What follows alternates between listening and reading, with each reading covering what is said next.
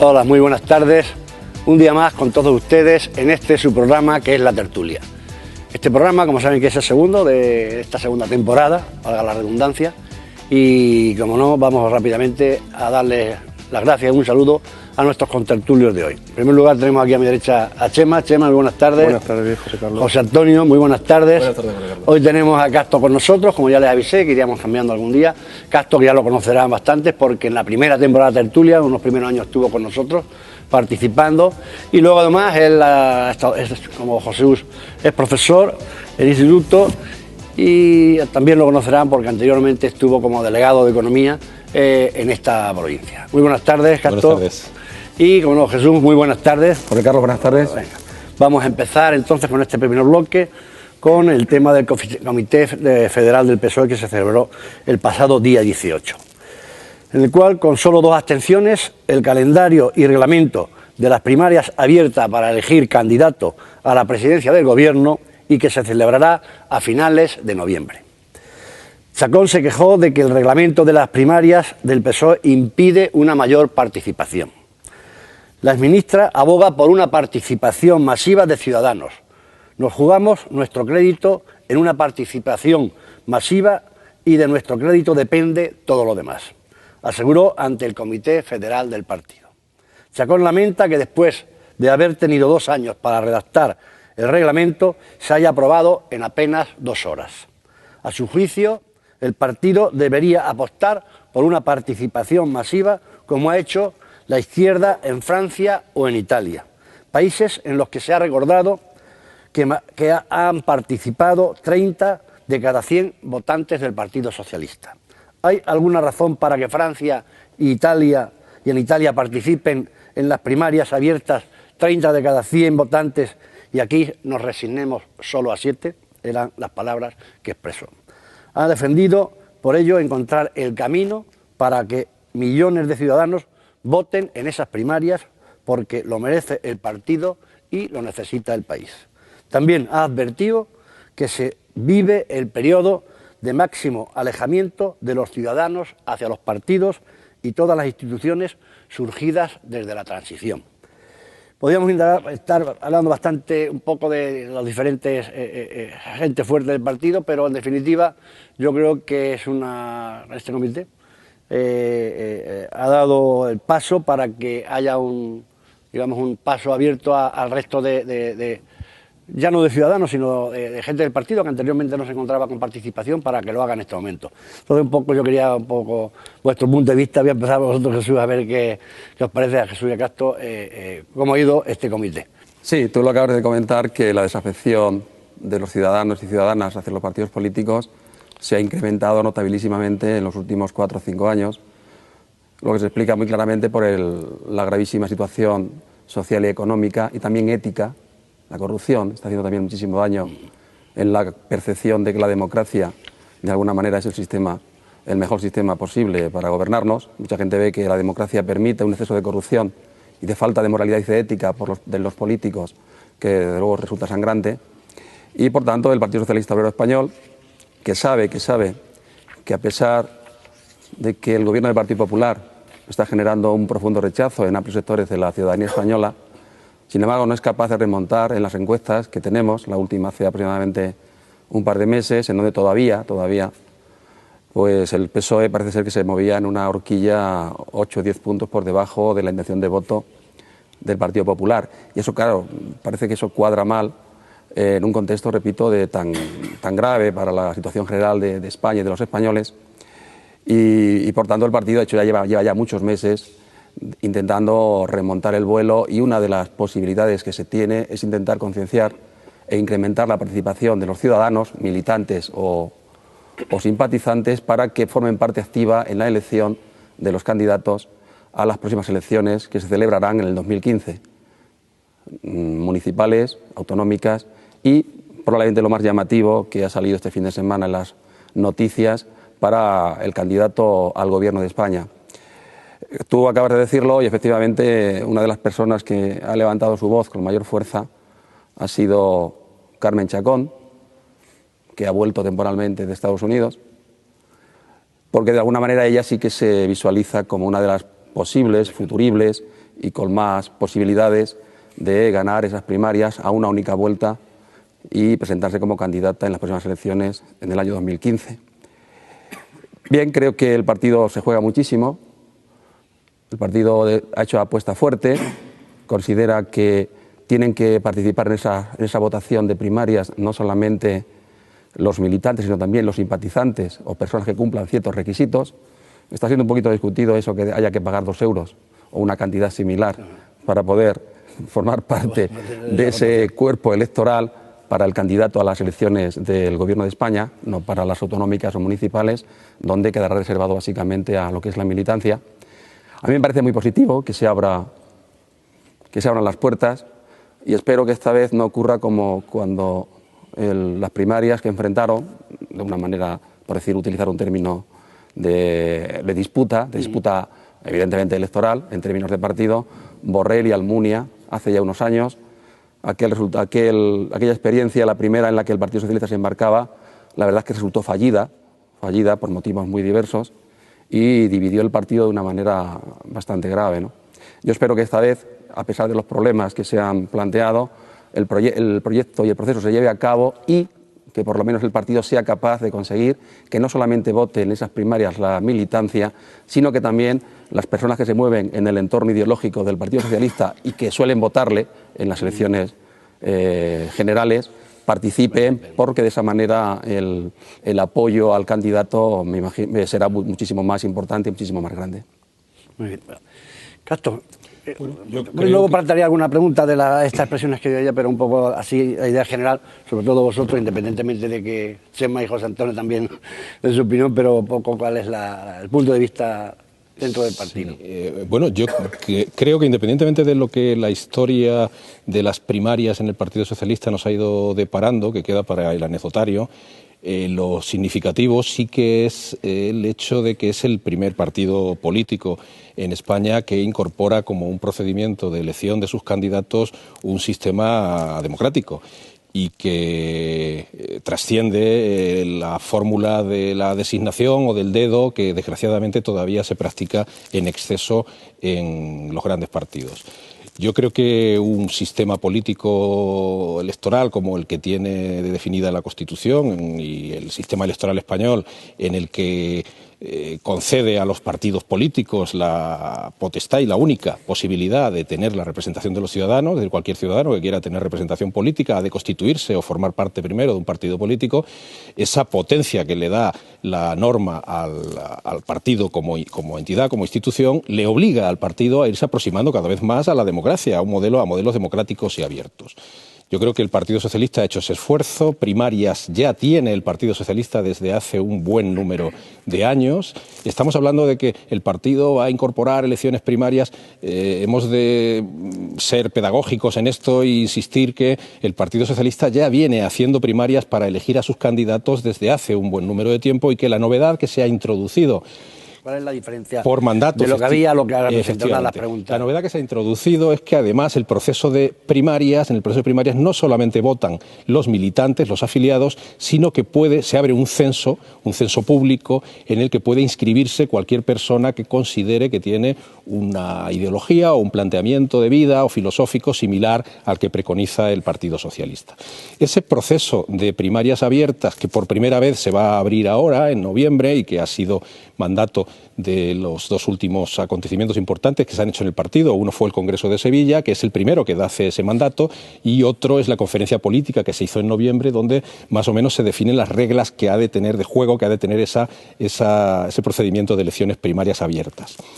La elección o la participación de cualquier ciudadano español en elegir, ojo, estamos eligiendo al candidato que el partido luego va a presentar a las elecciones generales para presidente del Gobierno de España o, en el supuesto de que también se demande así, las comunidades autónomas que lo demanden también podrían plantear, que lo demanden quiero decir que sus órganos de decisión lo decidan, podían también plantear un proceso de primarias previo para elegir el candidato que luego se presentaría a presidente a las elecciones autonómicas. Es decir, estamos metiendo más democracia.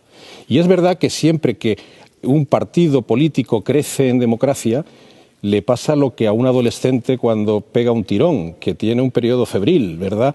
Y siempre tiene que haber unos días de ajuste hasta que finalmente ajusta ese crecimiento, ese tirón de crecimiento. Bueno, pues es lo que nos está pasando. Tenemos que ir corrigiendo y ajustando los mecanismos que van a regular este procedimiento. Y ahora podemos discutir pues aspectos menores, como puede ser si aportar 2 euros es importante o no lo es, si dar solamente 7 días de plazo, cerrar 7 días el censo antes de que se produzcan las primarias es muy pronto o es muy tarde, pero eso forma parte un poco de la dialéctica normal y habitual que dentro del propio partido se genera para para conseguir lo que todos queremos, y es que haya mucha democracia, mucha participación. Nuestro objetivo sería que en el proceso de primarias participasen no solamente los afiliados, que es lo que venían haciendo hasta ahora, sino participase un buen número, cientos de miles de ciudadanos no afiliados al partido, pero que son simpatizantes del partido, y que ellos sean los que decidan qué candidato presentamos. Por lo tanto, para resumir, más democracia, en este caso para el Partido Socialista, un hito importantísimo en la democracia española, solamente lo ha hecho el Partido Socialista. Antecedentes en Europa solamente hay en Francia y en Italia, y además muy recientes, son escasamente de los últimos 4 o 5 años.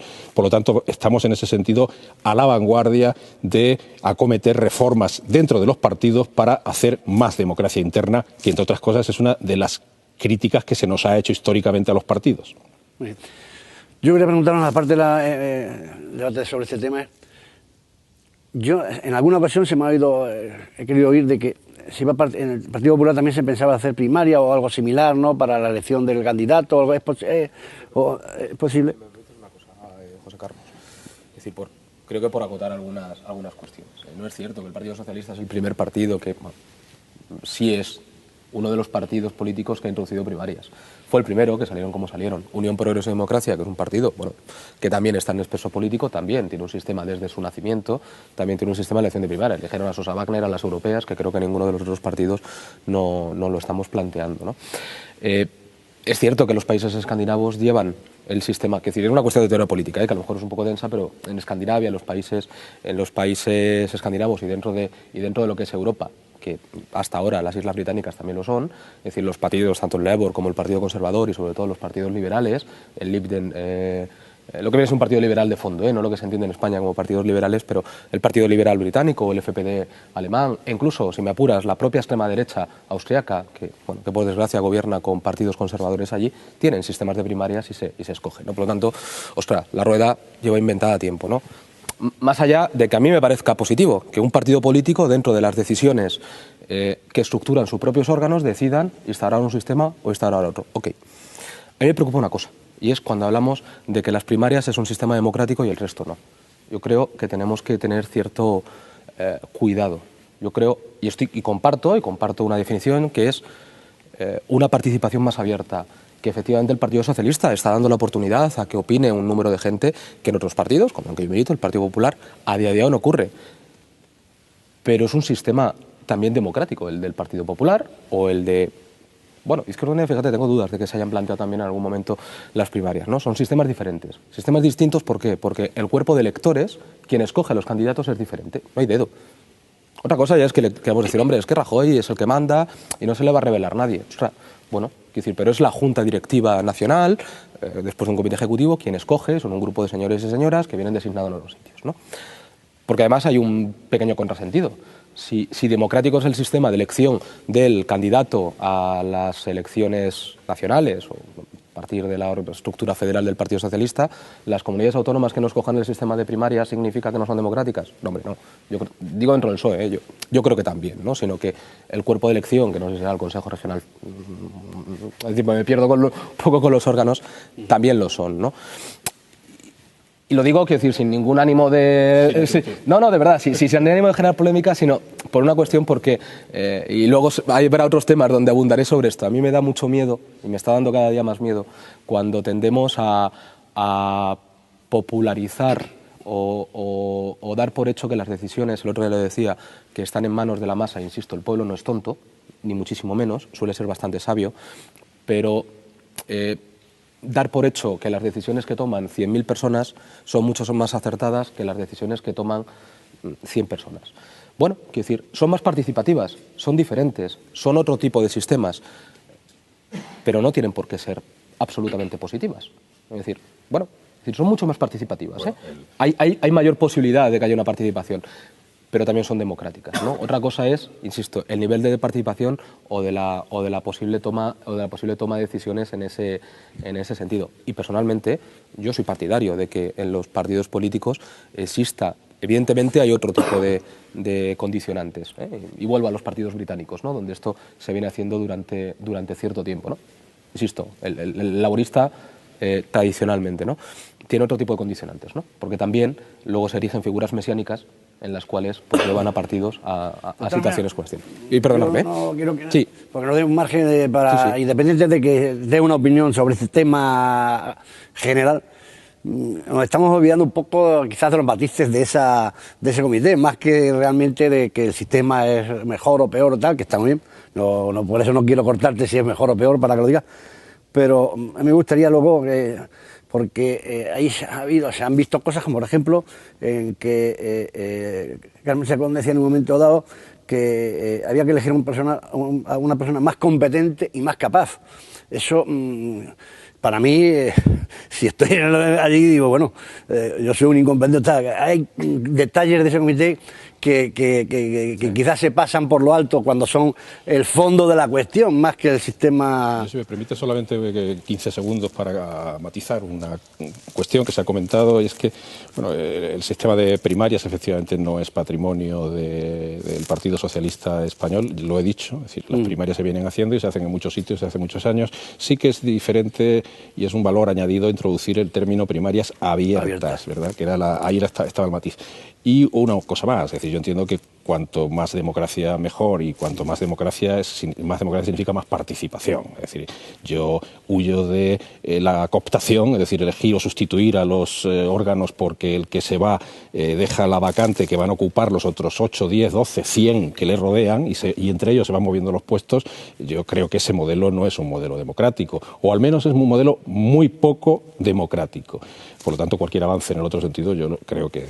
Y solamente añadir ese aspecto que decíamos y termino en mi intervención, y es que yo quiero entender que ahora los posibles candidatos ya van haciéndose visibles y eso forma parte del juego. Es decir, que Karma Chacón, que el mundo sabe, es hasta el momento la única posible candidata que ha dejado claramente sus intenciones, aunque no ha hecho todavía oficialmente la presentación de su candidatura o proclamación de su candidatura, porque tampoco está abierto el proceso. Es decir, el proceso tiene los plazos y harán su plazo, pero claramente está ya haciendo sus movimientos, como empezarán a hacerlo otros, ¿no? Chema, también no espera que yo diga nada, porque podéis intervenir, definitivamente. No hace falta que yo... Yo, antes de entrar en los candidatos, como tú apuntabas antes, yo lo que sí quisiera transmitir es que esto no es una cuestión nueva, ¿no? Esto ya hay que remontarse unos cuantos años atrás y recordar el fiasco que fue la anterior vez que se eligió candidato a presidente del gobierno. Hubo dos candidatos, salió precisamente el que no era el candidato del partido, pero el detalle fundamental es que aquí lo que se está eligiendo es el candidato a la presidencia del gobierno. Y lo que se debería elegir para que realmente fueran unas primarias abiertas y todas las bondades del mundo es que se eligiera el secretario general. Porque si no, puede ocurrir que esto vuelva a ser otro fiasco, que vuelva a ocurrir lo que le ocurrió cuando ganó Borrell las primarias, y es que Borrell tenga unas ideas, el secretario general tenga otras, y al final, como fue imposible el acuerdo y el entendimiento, pues el señor Borrell se marchó a su casa y evidentemente no se cumplió que fuese el candidato a la presidencia del gobierno. Por tanto, oye, si quieres ser abierto y todas esas bondades que se han comentado, vamos a elegir de esa manera al secretario general. Eso es lo que debía ser, y entonces se evitaban todos los problemas asociados que puede haber. Respecto a la candidata Chacón, pues yo hay veces que, no sé, todavía me sorprendo, ¿no? Cómo la gente se olvida tan rápido de las cosas que ha hecho cuando ha estado en política y cuando ha tomado decisiones, ¿no? Después, yo no sé cuántos ministerios ha estado Chacón con Zapatero, no lo sé, pero por lo menos 2 o 3. Por lo menos yo recuerdo 2. Y ahora está hablando de dilapidar el estado del bienestar. Bueno, pues vamos a ver, que usted ha estado de ministra. Cuando usted se marchó, ¿cómo dejó el país? Entonces ya se le ha olvidado. Pero aparte también se le ha olvidado, no sé, los compañeros del PSOE sabrán más que yo, pero yo creo que el valor fundamental que defiende el PSOE es la solidaridad, ¿no?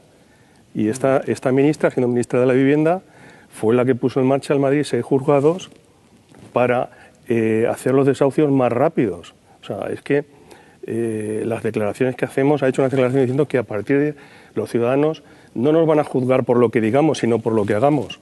Pero ya se le está olvidando todas las cosas que ha hecho. Yo creo que el PSOE deberá pensar en personas nuevas y en personas más jóvenes y, por qué no decirlo, personas que no hayan estado con Zapatero, porque si no, la herencia la van a tener siempre encima. Sí, perdón. Sí, por Dios. Sí, yo quiero decir que la decisión que tomó el comité del Partido Socialista la semana pasada hay que entenderla primero en clave interna del propio partido, y es legítimo.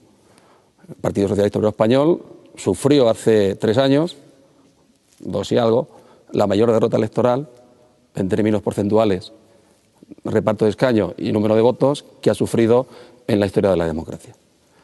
Por tanto, eso es lógicamente algo que el partido tiene que intentar solucionar pues, de la manera más correcta y más coherente posible.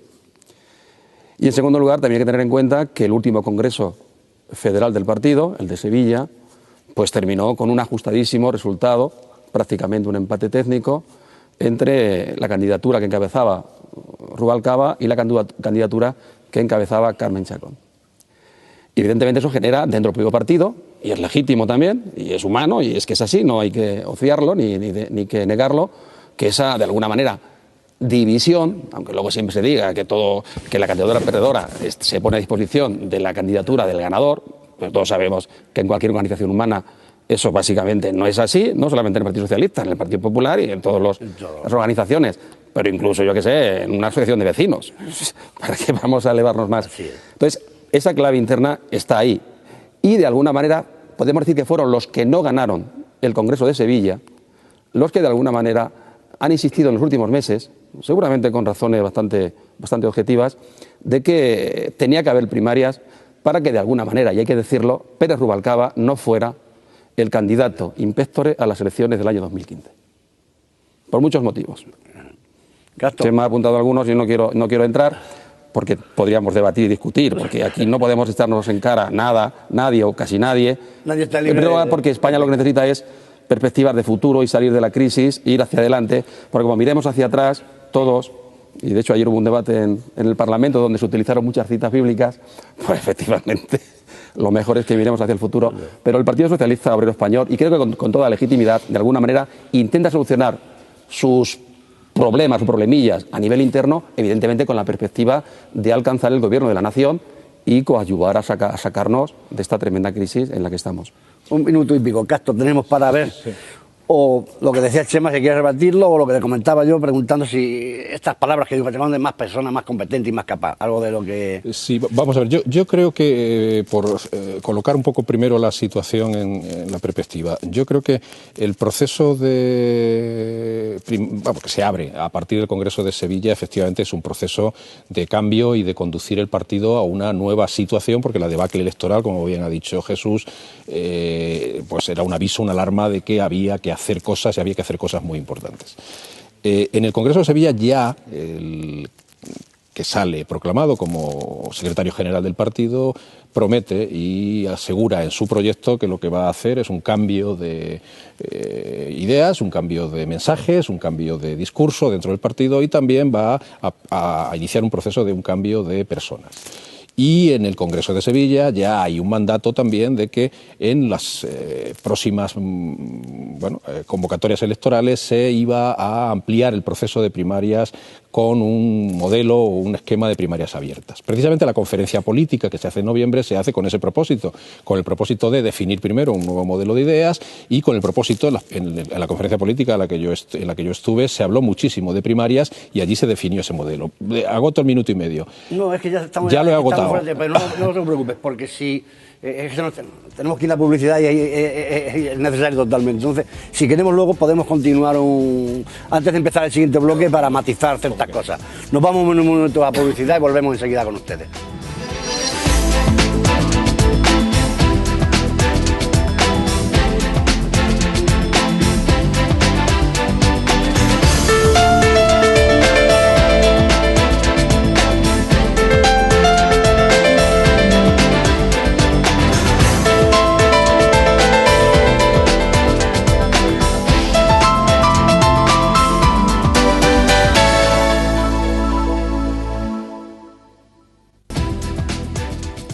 Volvemos después de unos minutos de publicidad y antes de abordar el tema del segundo bloque, me gustaría, no han podido ver ustedes, nos hemos quedado un poco, a Castro lo hemos dejado cortar un poco en su respuesta a lo que se preguntaba sobre el tema del Comité Federal pasado del PSOE, para aquellos que se incorporen ahora, y vamos a dedicar un momento para aclarar o matizar sí, bueno, probablemente terminar nada más el razonamiento, el argumento que estaba lanzando. Decía que el mandato que tenía y el compromiso que adquiere Alfredo Pérez Rubalcaba en el Congreso de Sevilla era modificar, cambiar las estructuras del partido, porque había que remontar sin duda una situación, una debacle electoral como no había tenido antes el Partido Socialista en España, y se basaba en dos ejes fundamentalmente: cambiar las ideas, dar nuevos mensajes, un discurso que recuperase la credibilidad, y dos, cambiar las personas, cambiar los candidatos.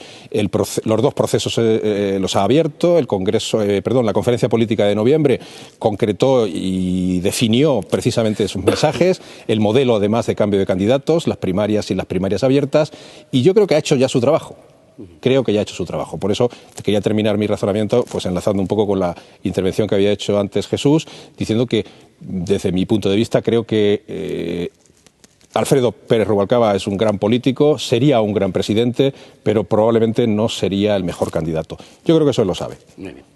De acuerdo, pues una vez en definitiva matizado estas cosas que quería decir Castro, vamos a abordar este segundo tema, que están ustedes pues ya quizás bastante al día y quizás un poco cansados de ver este tema, pero creo que es un movimiento importante, como es el movimiento gamonal que ha surgido en Burgos, no por el hecho en sí de los hechos que han ocurrido, sino del trasfondo que pueda haber en ello. Y es que efectivamente este movimiento decide perdurar a pesar de la paralización de las obras, pese al anuncio, como he dicho, de esta paralización. Al parecer continuarán celebrando sus asambleas para centrarse en otros problemas del barrio. Problemas que creen que también requieren una respuesta de las administraciones, entre los que se ha destacado la carencia de viviendas para personas necesitadas y los desahucios que, según ha dicho uno de los participantes, se están cebando en el barrio. En la asamblea se sucedieron intervenciones durante más de una hora, en su mayoría con propuestas para actuar a partir de estos momentos. Entre ellas, varias han hecho referencia a problemas sociales como es el paro, la falta de vivienda o los desahucios, pero también otras planteando que se pida una salida definitiva de los efectivos antidisturbios que siguen, aunque con una presencia muy discreta, en el barrio.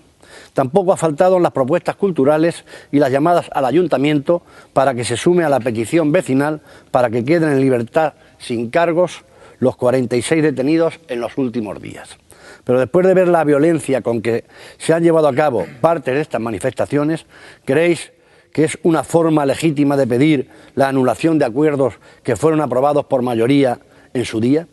Y todo lo que se ha reflejado en estas manifestaciones ha sido consecuencia de estas obras del Boulevard, ¿o es una manera de protestar algo que no se había ganado en las urnas? Es una de las cosas que yo dejo ahí el planteamiento. Chema, ¿tú qué opinas de...? Bueno, a mí lo que más me ha preocupado de este tema es la violencia, ¿no? Ha sido no sé, yo hace tiempo que no... En España, desde luego, yo no recuerdo, pero han sido muy violentas las manifestaciones. Se han roto sucursales bancarias, se han roto cajeros, se han roto contenedores de basura, se han quemado. Todo eso, al final, lo van a pagar los ciudadanos de Burgos. Me ha sorprendido mucho. Y la reflexión, entrando al fondo de la cuestión, nosotros tenemos un sistema en España, un sistema democrático, representativo, donde hay una serie de señores que representan a los ciudadanos. Y es un sistema, yo quería hacer una reflexión, es un sistema que nos costó mucho tener en este país, ¿eh? O sea, el que vivió la transición, yo la viví en Madrid y la viví muy de cerca, tantas huelgas, tantos asesinatos de ETA, tantos secuestros, los asesinatos de los abogados de Atocha, o sea, aquello, aunque ahora se intenta como exportar que aquello fue modélico, pero la verdad es que sufrimos muchísimo hasta tener implantado, aprobado una Constitución y que el sistema estuviese absolutamente implantado. Y no podemos, yo de luego no estoy dispuesto a que esto se pierda. No podemos perder el sistema democrático. Si hay grupos antisistema, bueno, pues me parece muy bien. Me parece muy bien que los vecinos se manifiesten y que las cosas en ese barrio hay que hacerlo de acuerdo con los vecinos, eso está clarísimo. Pero esos grupos antisistema me preocupan realmente y entiendo que ese movimiento, si realmente se van a constituir el movimiento, lo que tienen que hacer es presentarse en las próximas elecciones municipales y entrar en el sistema. O sea, yo los grupos antisistema, el que no se presenten a mí me preocupa. Sí. Castro, Bueno, yo creo que si nos quedamos en el análisis exclusivamente por la manifestación o la forma en la que perdón, los ciudadanos de Burgos y yo diría un grupo reducido de manifestantes, de ciudadanos de Burgos, han hecho pues con actos de violencia o actos efectivamente poco edificantes. Digo que si nos quedamos ahí exclusivamente estamos analizando un problema de manera muy sesgada, muy parcial y seguramente sin entrar en el fondo de la cuestión. Admitimos que un partido político presenta un programa electoral y que en ese programa electoral adquiere unos compromisos con los ciudadanos. Admitimos incluso que una de las propuestas en ese programa electoral puede estar compartida incluso por otros partidos políticos que también han concurrido a esas elecciones, como era el arreglo del Boulevard. En el detalle no concretas los aspectos de lo que vas a hacer con esa obra. En el programa lo que dices es que vas a arreglar el bulevar y vas a contemplar unas avenidas y no sé qué. Pero lo que no dices es si vas a hacer un parking subterráneo con 200 plazas y que vas a suprimir 2.000 y que además las plazas las vas a poner en venta a 20.000 euros la tirada. Y tampoco dices pues los otros detalles que también pueden afectar a los vecinos.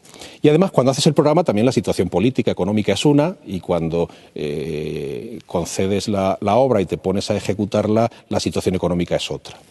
Todo eso lo que da cuenta es de que las condiciones habían variado lo suficiente para que el alcalde de Burgos hubiera consultado de nuevo, hubiera pulsado simplemente la opinión que había en la calle y que, lejos de actitudes prepotentes, amparándose exclusivamente en la legitimidad que le dieron las urnas, pues decida, cuando todos los vecinos están contra esa política, seguir adelante.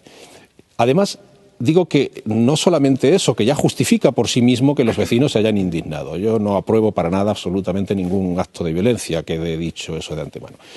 Pero sí que las manifestaciones estaban suficientemente nutridas de personas que no estaban precisamente ejerciendo la violencia y sí estaban ejerciendo un derecho, que es a protestar de algo que cree que es injusto y necesario en ese momento. Pero digo que todavía hay más, y es que el hecho de que los incidentes de Gamonal hayan prendido en el resto o en otras ciudades españolas, lo que da cuenta es de otro aspecto, que es al que hay que ir en el análisis, y es que ahora mismo la situación de indignación, de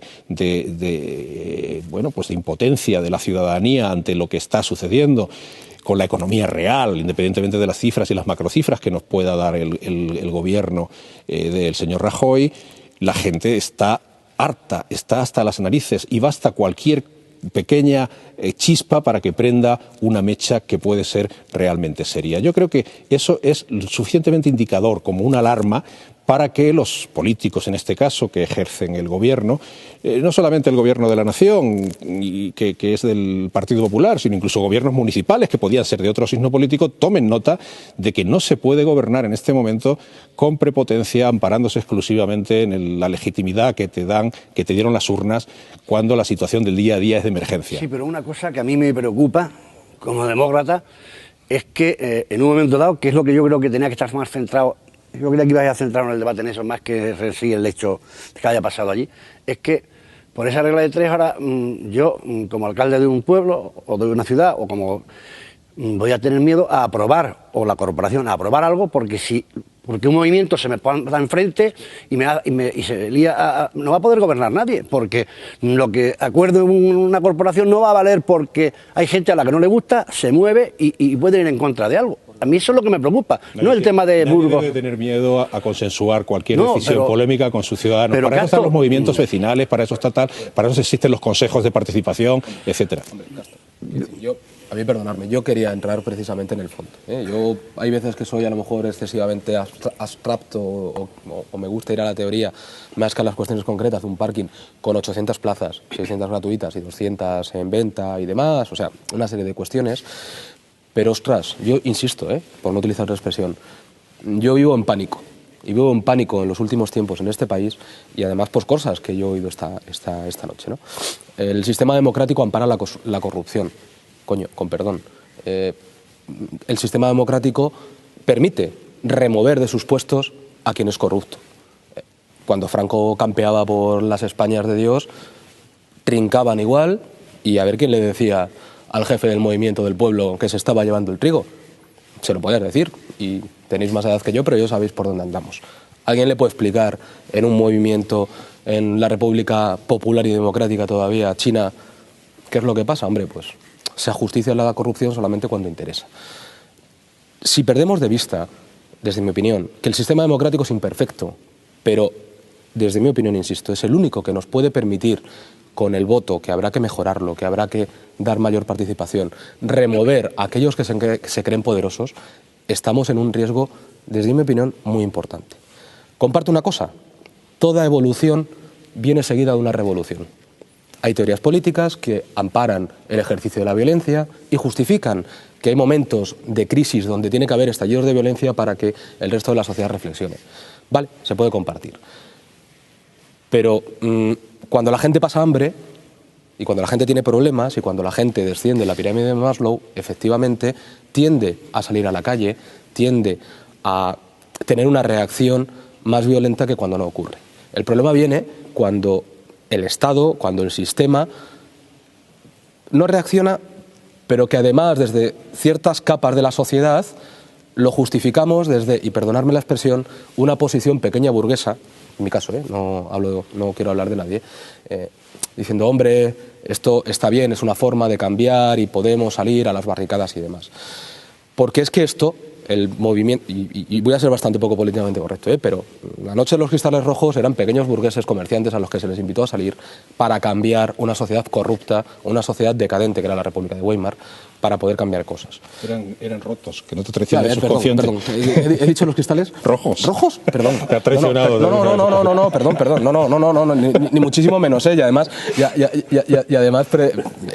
insisto, quiero decir, desde una postura, además posiblemente más roja en la defensa de algunos de estos argumentos que no desde la otra, ni muchísimo menos, que la condeno siempre que puedo. A mí me preocupa, y me preocupa siempre por sistema que digamos cosas como que la mayoría de los ciudadanos piden y está justificado que salgan a demostrar su rechazo a un proyecto. Hombre, yo no sé si era la mayoría de los ciudadanos. A lo mejor el alcalde de Burgos ha estado poco ágil a decir, oiga, pues vamos a convocar un referéndum, a ver quién son, dentro del barrio. Vamos, ya que están de moda, vamos a censar a ver quiénes son de verdad los que se quejan, si son ciudadanos. A ver si el tendero que le han metido fuego a la tienda está a favor o en contra del movimiento vecinal. Vamos a ver, quiero decir, si en Puerto Llano, cuando no estemos a favor, que ha ocurrido muchas veces, de proyectos que ha planteado el ayuntamiento y se han llevado porque tenía 15, 16 concejales, 17, salimos y le metemos fuego al paseo. Ostras, en Ciudad Real, a la Plaza del Pilar, cuando el Partido Popular ha podido también imponer su mayoría que se le ha dado democráticamente las urnas, ¿no?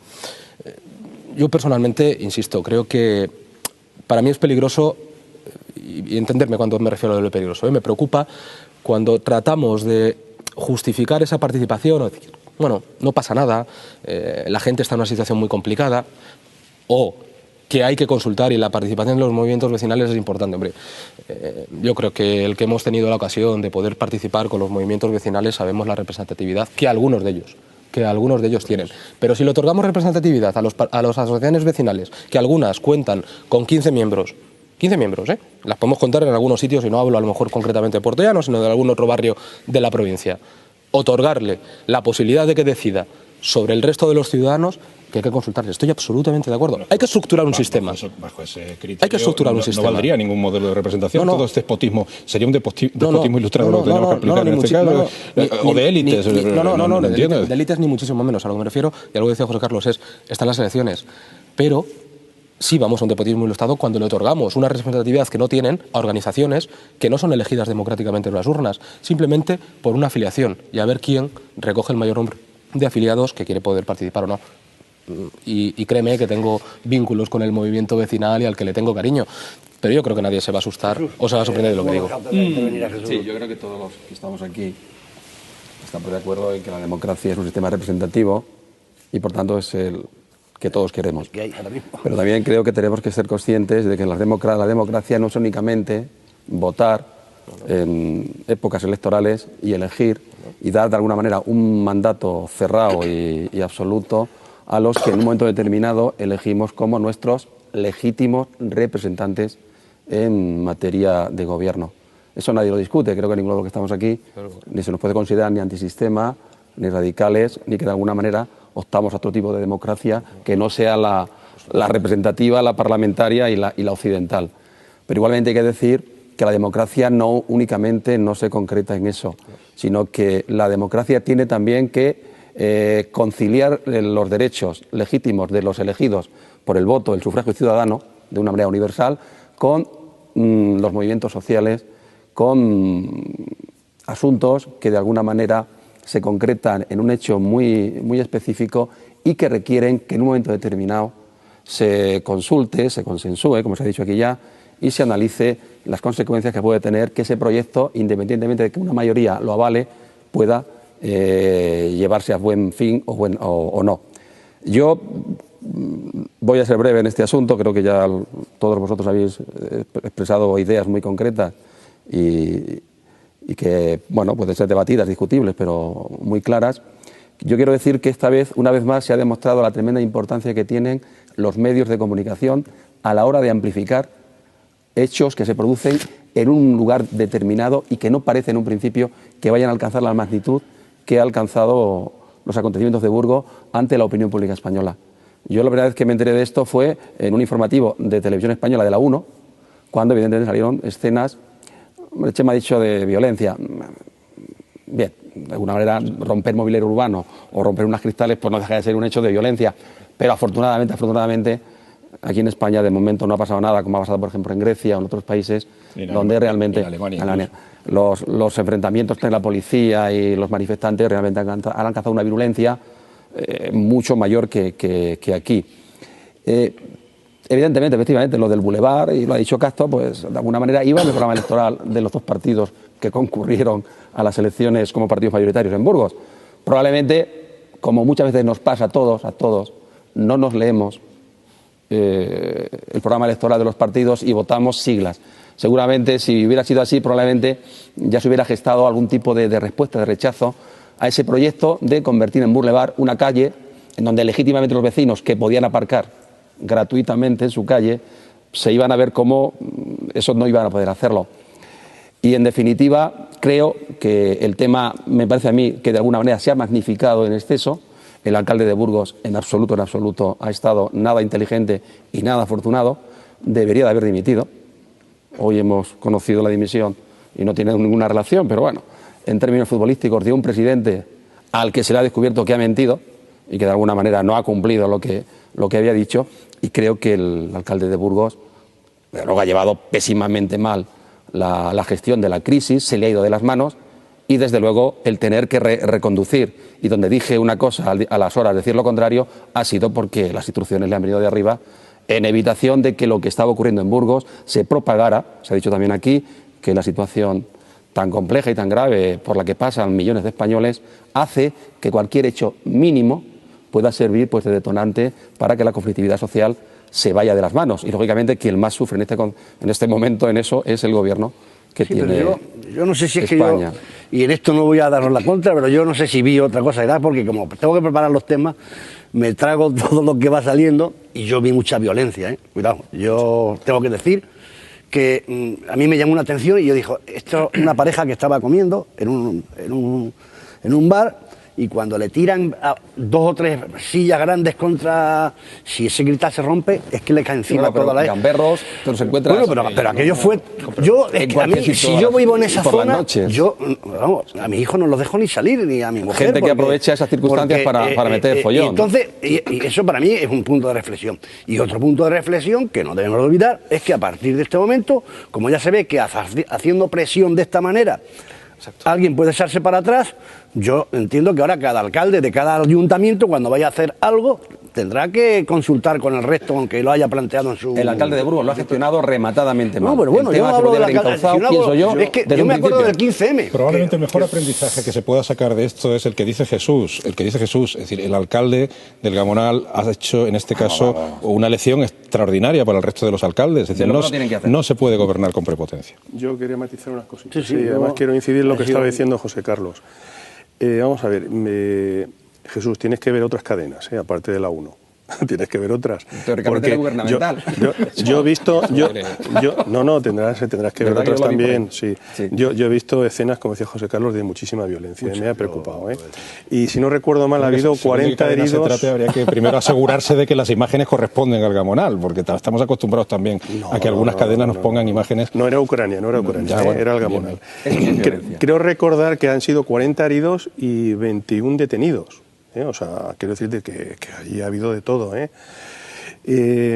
Y también lo que estabas comentando, o sea, a mí me preocupa también probablemente lo que esté diciendo el alcalde de Burgos, podemos ser a lo mejor muy injustos, porque no conocemos el tema. Yo no quisiera centrarlo en Burgos porque esto puede pasar en cualquier sitio. Sí, puede pasar en cualquier lado. Aquí en Portellán no quiero entrar en ese tema, pero ha habido un momento que unos vecinos de una determinada barriada no estaban de acuerdo en una obra y se ha manifestado de forma, digamos, repetitiva e iterativa. O sea que eso podía haber pasado en muchos sitios. Sí. A lo mejor somos injustos porque no conocemos lo que pasa en Burgos, ¿no? Y el alcalde, pues a lo mejor no ha tenido los reflejos que debería haber tenido, ¿no? Es posible, ¿no? Pero yo creo que deberíamos ir al fondo de la cuestión. El fondo de la cuestión es que si hay grupos antisistema, a mí me preocupa el que no se integren. O sea, desde luego ellos tienen una idea del barrio que es respetable, que seguramente el alcalde debería haber hablado con los vecinos en cuanto empezó el tema a moverse, haber hablado con los vecinos y ver qué es lo que pasaba y qué es lo que querían. Puede ser que sea muy respetable lo que están pidiendo y que puede ser que lleven razón. Yo cuando lo piden de esa manera, con esa violencia, para mí están perdiendo muchísima de la razón que puedan llevar.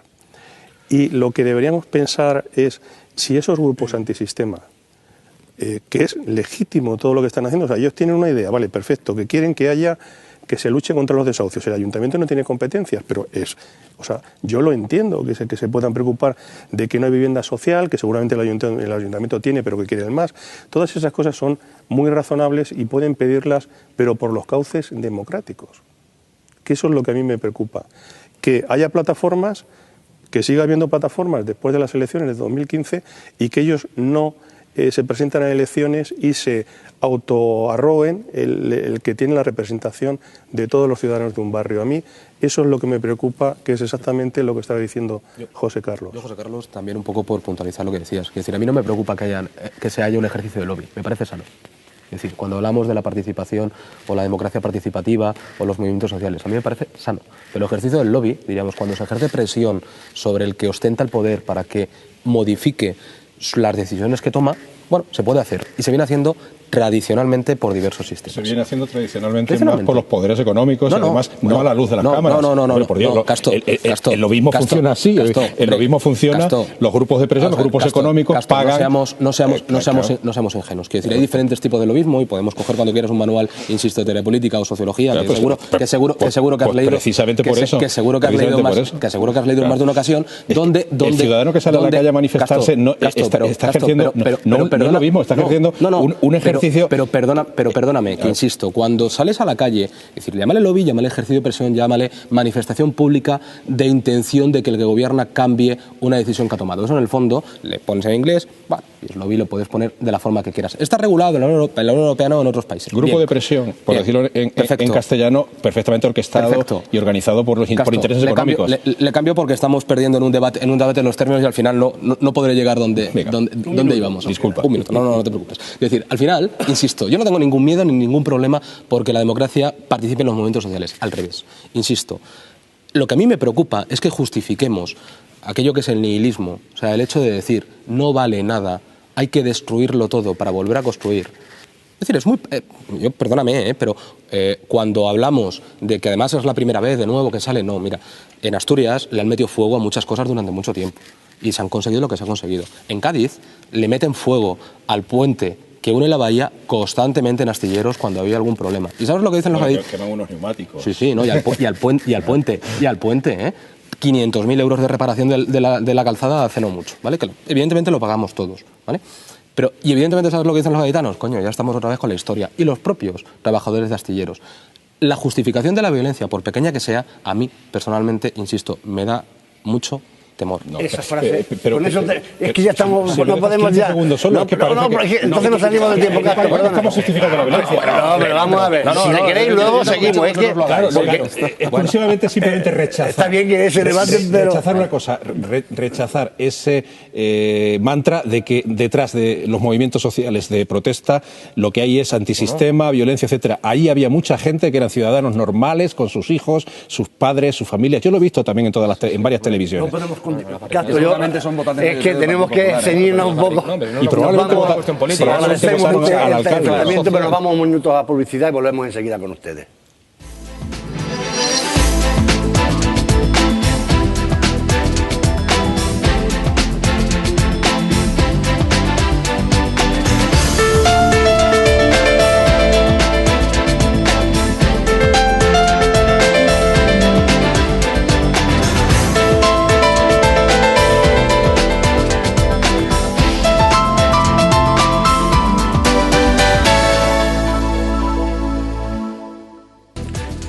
Volvemos después de estos minutos de publicidad y vamos a abordar ya el último bloque de esta tertulia con el tema que el Parlamento catalán el día 15 dio un paso más en el plan soberanista que impulsan Convergencia y Unió, Esquerra Iniciativa y la CUP, el proyecto que está causando estragos en el PSC y en muchas más instituciones.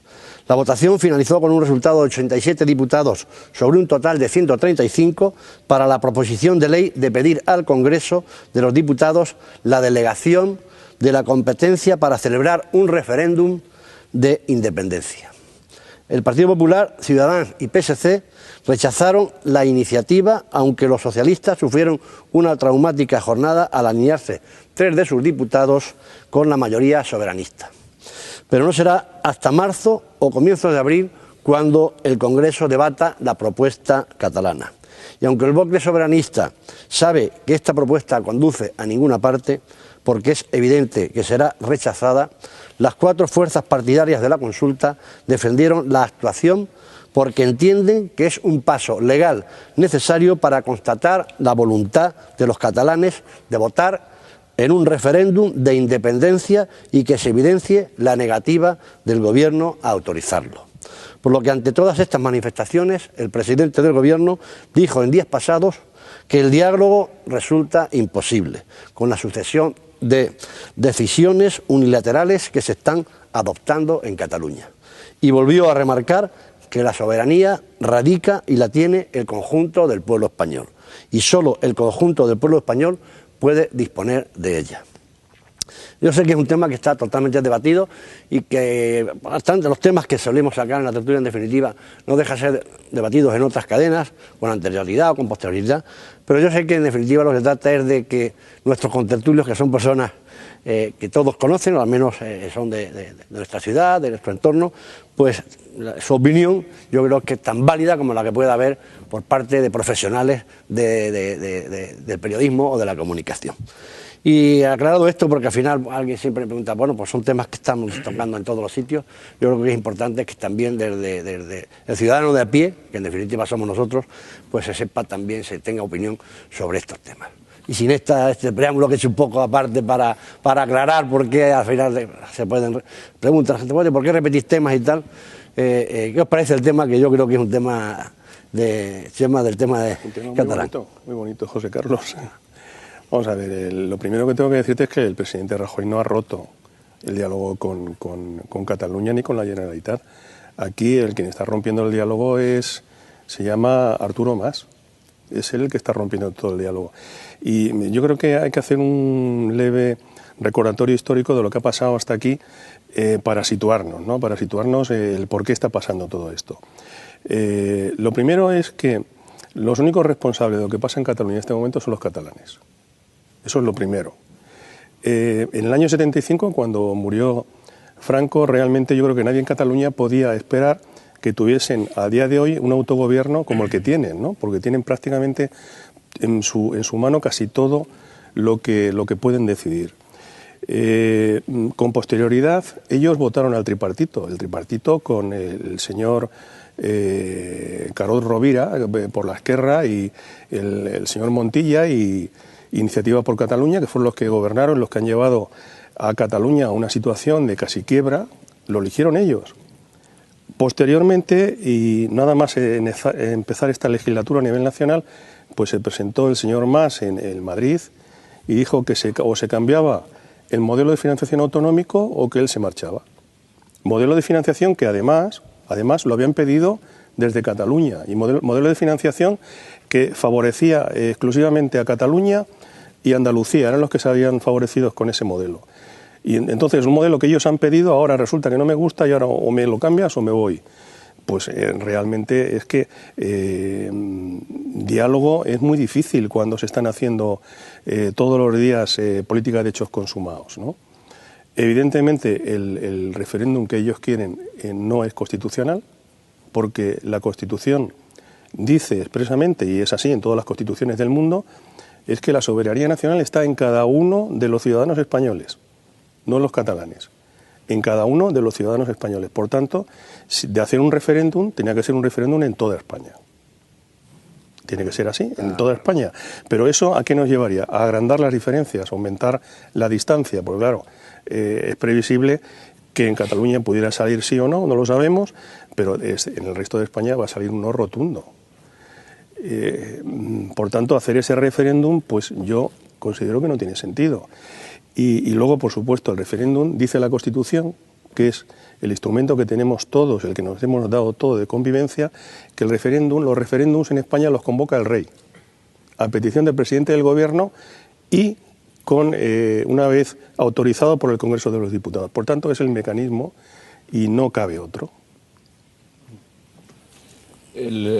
Coincido básicamente con la mayor parte del análisis que ha hecho Chema y añadiría que probablemente el error que se está cometiendo en este momento por parte del gobierno de España, fundamentalmente, pues el señor Rajoy, es que no está percibiendo que el procedimiento la estrategia o la táctica, llaman algunos, que está siguiendo el señor Artur Mas y los partidos que le están apoyando en esta intención separatista, independentista, etcétera, digo, los procedimientos que está siguiendo hasta el momento están incardinados en el marco constitucional. Es decir, no ha hecho hasta este momento nada, hasta incluso la elección que se producía el otro día en las Cortes catalanas, el siguiente paso, que será elevar y pedir a las Cortes españolas que le deleguen la competencia para convocar un referéndum. Es decir, hasta este momento todo lo que se ha hecho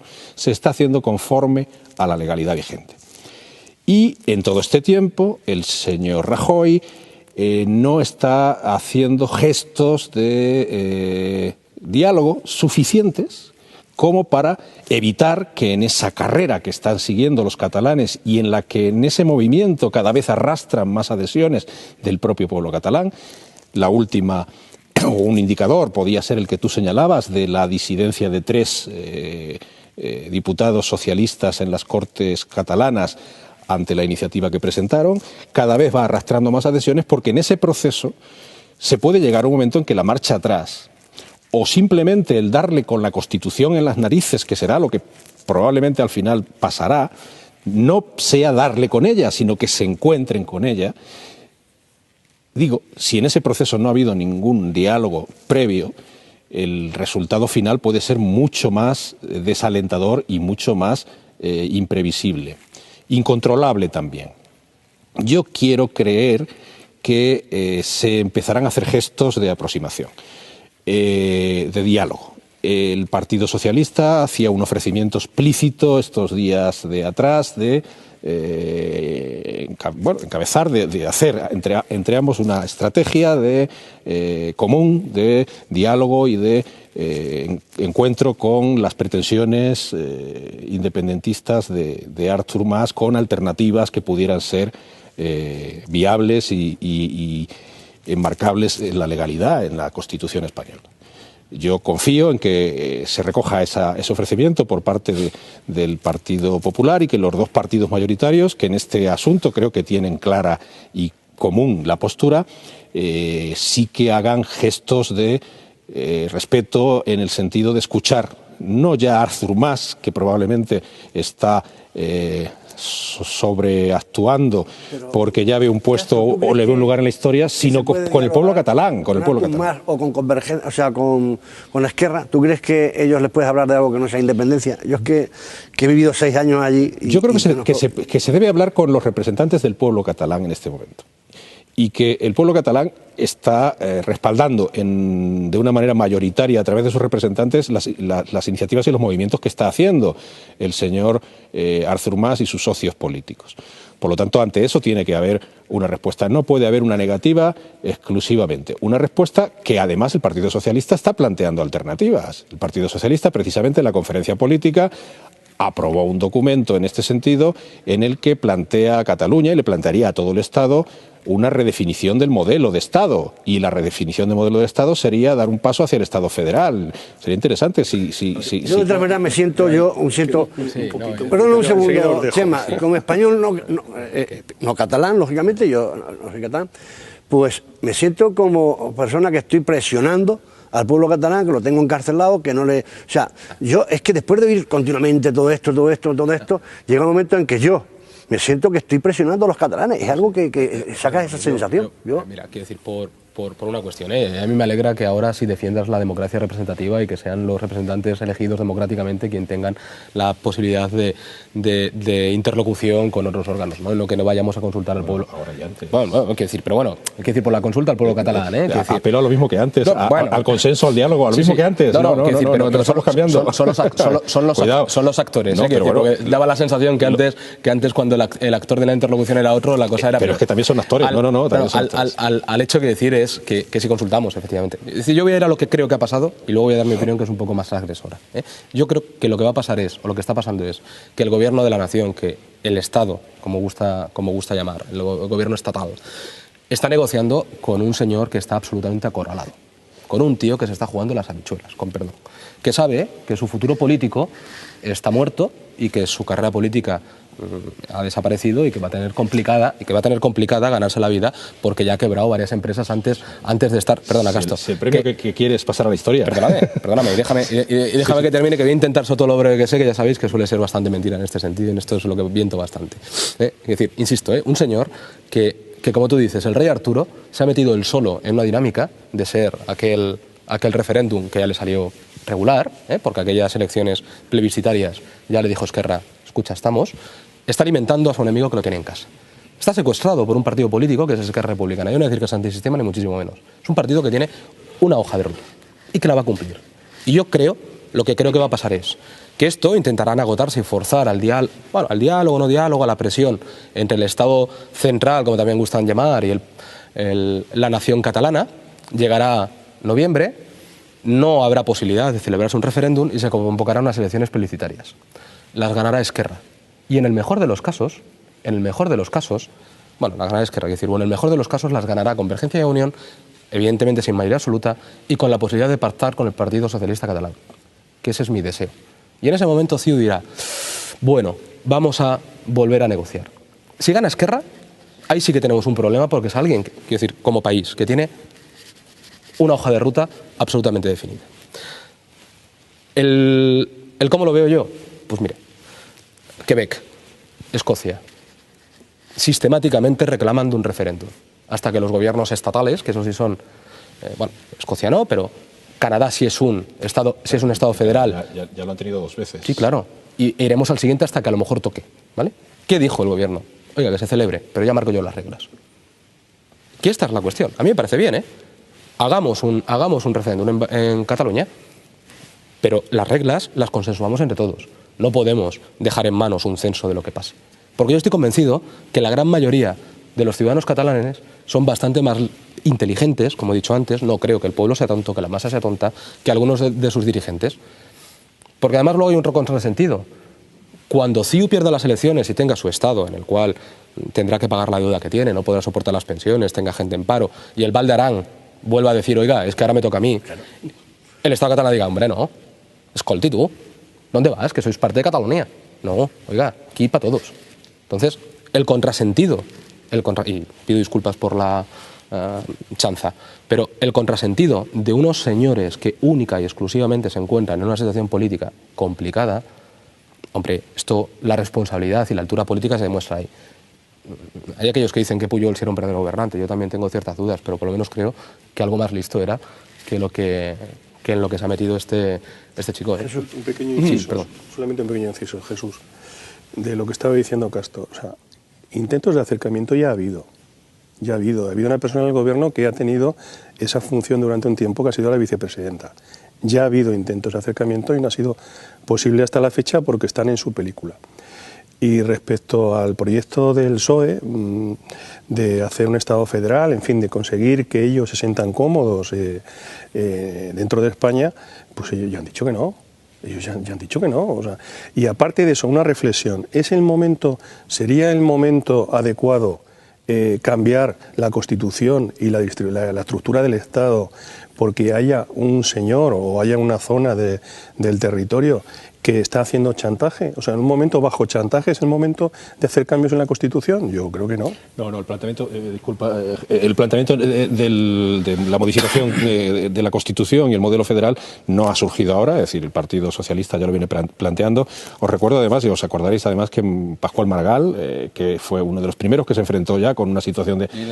Líder de los tres disidentes, de Marina Yel y demás, bueno, el sector catalanista del PSC. Pero él fue uno de los que preconizó en su momento el modelo federal. Es cierto que él habló... Gracias a Dios tuvimos a Felipe González, que ya le paró muchísimas veces. Pero que en cualquiera de los casos el cambio de constitucional obedecería a más cosas. Es decir, yo creo que una constitución que no ha votado ahora mismo en España, no votaron ahora mismo en España 4 de cada 5 españoles, porque porque la población ha cambiado, porque la propia sociedad ha evolucionado. La Carta como documento marco es una carta que nos ha sostenido y que nos ha servido y que a la que debemos agradecer la conformación y la consolidación de la democracia, pero que necesita ajustar algunas cuestiones. Es decir, una de las cuestiones, por ejemplo, que sí se plantearían en esta posible reforma constitucional, en la que se modificaría el modelo de Estado hacia un modelo federal y por lo tanto al Senado le daríamos un sentido real y no una Cámara ahora mismo absolutamente inútil, es también garantizar por ley algunas cuestiones que precisamente se han puesto en peligro en este tiempo de crisis y que por una mayoría absoluta no debería de cambiar y de poner en peligro, como puede ser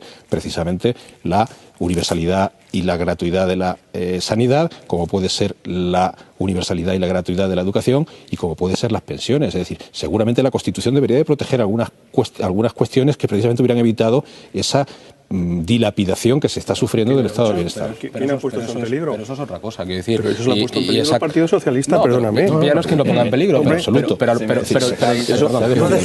Jesús, perdón. No quería intervenir, pero porque no me gusta. Bien, sí, hay que usar un poquitín. Bien, yo quisiera decir lo siguiente, y a lo mejor a alguien le puede sorprender.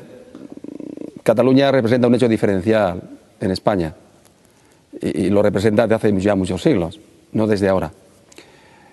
Cataluña para mí es una nación cultural,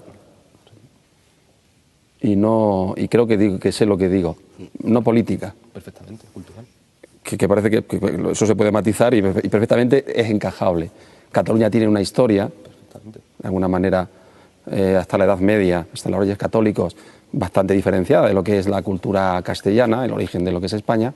Cataluña tiene una lengua, tiene unas tradiciones, unas costumbres, un derecho civil muy diferente al derecho civil castellano, y lógicamente eso forma parte de lo que entendemos como nación cultural, ¿no? Y que en el siglo XIX, pues, dentro de lo que fue el romanticismo germano, pues se convirtió en un modelo que aglutinó territorios que hasta entonces pues no habían planteado esas especificidades. Es verdad que Cataluña de alguna manera se sustenta, sobre todo el nacionalismo catalán, en una serie de falacias o engaños históricos que no se sostienen, pero que ellos están utilizando de una manera muy, muy inteligente.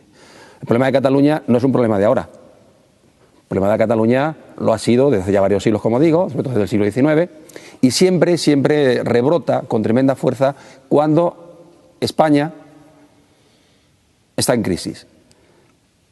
Realmente el nacionalismo catalán surge con fuerza tremenda en el contexto de la crisis del 98, cuando España pierde su imperio colonial.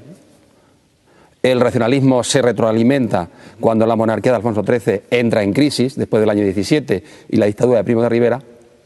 Y el nacionalismo catalán aprovecha las ansias democratizadoras de la Segunda República para ser una vez más desleal con aquellos que han estado con él desde el principio, en la consideración de que la República y el federalismo era lo mejor para, de alguna manera, dar solución al problema territorial, que es un problema que existe y que no se puede obviar, de la España contemporánea.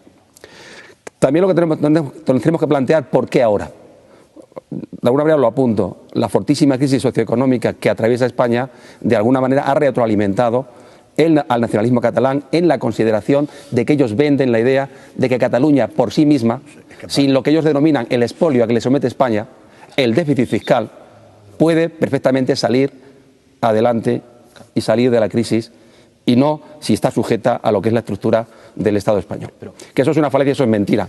Y también hay que reconocerlo, y aquí habéis hablado del papel, desde luego no espectacular, ni no desde luego ejemplar, de un político que tendría que tener un comportamiento no de desunir, sino de unir y de consensuar, como es el actual presidente de Cataluña, Artur Mas, que es los dos tripartitos en donde el Partido Socialista de Cataluña ha tenido un protagonismo, y creo que una deriva que se ha demostrado realmente nefasta. Yo pienso que el nacionalismo catalán estaba de alguna manera amortiguado, se conllevaba, siguiendo la frase que utilizó Ortega en los debates de la Segunda República, para Ortega y Gasset la solución de Cataluña no tenía solución definitiva, el encaje de Cataluña en España siempre sería complicado y complejo, y él hablaba de conllevar. Azaña era más optimista y pensaba que con el Estatuto de Autonomía Cataluña se daría por satisfecha. No fue así, y en el año 34 el gobierno de la Segunda República tuvo que derogar el Estatuto de Autonomía, la Generalitat, y montarle un Consejo de Guerra, eso esperemos que ahora no ocurra, al entonces presidente de la Generalitat, Lluís Companys. Creo que la política de Cataluña en el último decenio ha sido equivocada, y ahí desgraciadamente el PSC ha tenido un protagonismo totalmente erróneo. Ha jugado quizás a ser catalanista, de alguna manera a ser hegemónico también en el ámbito del votante que se movía en la esfera del catalanismo, y ha roto ese equilibrio que siempre ha definido al PSC-PSOE. Hoy en día ya vemos que el PSC ya no utiliza las siglas PSOE. De alguna manera ya sabemos que el PSC ya es un partido hermano, como se dice de momento, pero absolutamente ya diferenciado de lo que es la estructura federal del Partido Socialista. Es verdad que en las últimas semanas el comportamiento de Pere Navarro y de la actual ejecutiva del PSC está haciendo esfuerzos que está generando conflictos dentro del propio partido en Cataluña, que todos sabemos lo que está ocurriendo, pero creo que la política de Maragall y de Montilla no fue la más idónea. El generar un estatuto de autonomía en el año 2006, que era claramente que no estaba de acuerdo con lo que es el espíritu y los artículos constitucionales, fue un tremendo error político que hoy en día de alguna manera está alimentando esta deriva de nacionalismo en Cataluña. Y estáis hablando, ha hablado Castro, con razones, de la propuesta del Partido Socialista del federalismo. Creo que hoy en día ya el federalismo no es solución para de alguna manera apaciguar al nacionalismo catalán, porque este es claramente o bien confederal o bien independentista, como es el caso de Esquerra Republicana. Por cierto, Esquerra Republicana siempre ha sido absolutamente desleal con el Partido Socialista Obrero Español. Siempre. Lo fue en la Segunda República, lo ha sido en el tripartito y lo está volviendo a ser ahora, porque de alguna manera un partido que se autodenomina como de izquierdas, hace unas horas acaba de votar los presupuestos de Cataluña conjuntamente con CiU. Es realmente la responsabilidad también de Esquerra Republicana es también notable, y no solamente hay que focalizar la culpa en Artur Mas. No, pero dos cosas muy rápidas. Una, y a mí me alegra que lo digas, con el tema del federalismo. Ostras, yo sé que esto es denso y es de teoría política. Los estados federales no dan el derecho a los territorios a poder decidir sobre la composición del Estado, del Estado federal. Nos permiten que se puedan secesionar. Eso es un Estado confederal. Es lo que ocurre en Suiza, que es en Europa el único Estado confederal que existe, donde un cantón se puede marchar cuando quiera y buscarse la vida. Los Estados federales son solidarios y tienen muchas menos autonomías en algunos sitios que el Estado de las autonomías que hay en España. Y sobre la reforma de la Constitución, yo también estoy de acuerdo, que tiene que incluir cosas, como la separación de la Iglesia del Estado, como la eliminación de la monarquía como sistema de gobierno y como otra serie de cuestiones que son mucho más importantes, desde mi punto de vista ahora mismo, que sí nos representarían a muchos ciudadanos, que no definir el Estado territorial. Eso es más complicado. Vamos a cosas que, hombre, que también ya vendría bien, que se han llevado en muchos programas electorales y no se han cumplido, ¿no? Añadir, la configuración de un Estado federal o un Estado confederal efectivamente puede tener diferencias exclusivamente en el aspecto de qué legitimación se le da a cada uno de los estados para decidir sobre el conjunto de la totalidad. Solamente en eso.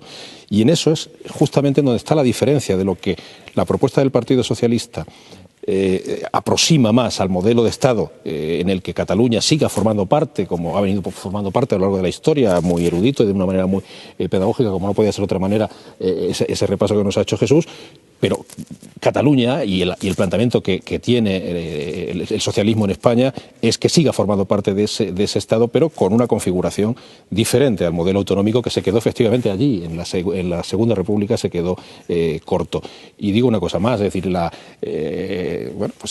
diferencias que pueda tener Partido Socialista Catalán y Partido Socialista Obrero Español son consecuencia de las diferencias que hay entre catalanes y resto de españoles, es decir, que forman parte de esas singularidades. Cataluña es España y España es Cataluña. Exacto. Y no habrá independencia de Cataluña. No, eso además, Y no porque lo haya dicho Rajoy, claro, es que lo puede decir Rubalcaba, lo puede decir Cato, lo puede decir José María, y lo puedo decir yo. Y tampoco habrá enfrentamientos ni violencia. No. Pero no habrá independencia de Cataluña. Hemos llegado al final, como no, darle las gracias a nuestros contertulios, que además con esa lección que nos ha dado Jesús en un momento dado, y esperamos que haya sido sagrado, esperamos que el próximo día estén con nosotros y nos acompañen un día más. Muchas gracias.